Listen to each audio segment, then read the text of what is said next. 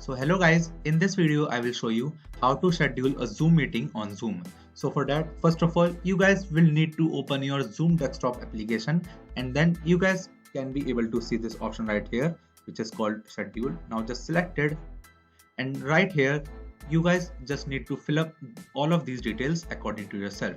Like you have to give a name to your meeting, you can decide your date and time, the duration of the meeting, and etc. And after filling all of these details according to yourself, now you just need to select on the save button like that, and it will take a few seconds. So now guys, as you can see, my scheduled meeting has been showing right here. So just like that, you guys can be able to schedule your meetings on Zoom. So that's it for the video guys. If you find this video helpful, then make sure to share it with your friends and also subscribe to our channel for more such videos. And thanks for watching.